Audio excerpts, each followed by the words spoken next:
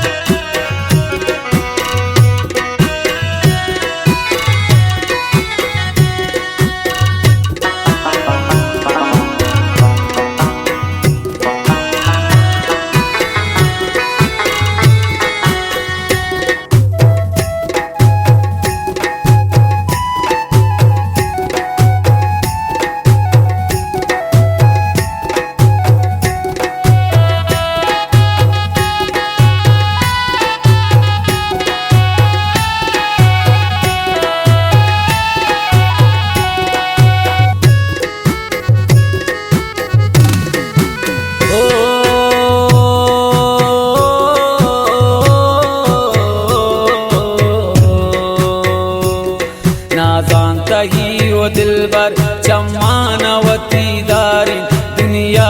अर खुशियां पत्तो जगर मनकारी कसे तरा मकन दूर तुरसीन मनशे जहाना पाकिन की दोस्तिया मन दम दमाय मारे चिंका से जावे पम्मन दिलबर नबीत बयाने सादग मकन वतरा तो अर कष्ट दो जुबाने नादाने ओनी दिलबर गप्पा मकन जहाने सादग मकन वतरा तो अर कष्ट दो जुबाने दुनिया नहिंत दोस्ता दिलबर में दोस्ती है बेगप बेसलाह दिलबर गुजारवान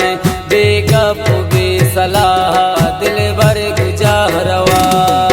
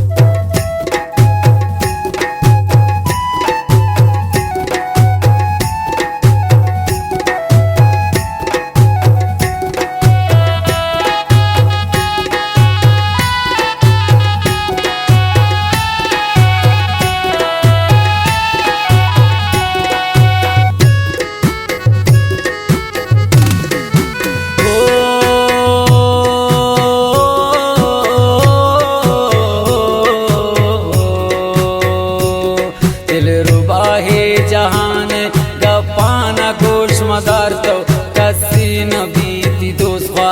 बहे चुपार उजार तो ब्यासा हते ती दूरिया नि दिल न बीत राजी अल्लाह तकंत हाबाद जिंदे मनी बहार तो जाना कनीन मन कुर्बान दिल बर तो हिंग कसाने सादग मकन वतरा तो अर कष्ट दो जुबाने नादाने ओनी दिल बर गप्पा मकन जहाने सादग मकन वतरा तो अर कष्ट दो जुबाने दुनिया नहिंत दोस्ता दिलबर में दोस्ती है बेगप बेसलाह दिलबर गुजारवान बेगप बेसलाह दिलबर गुजारवान।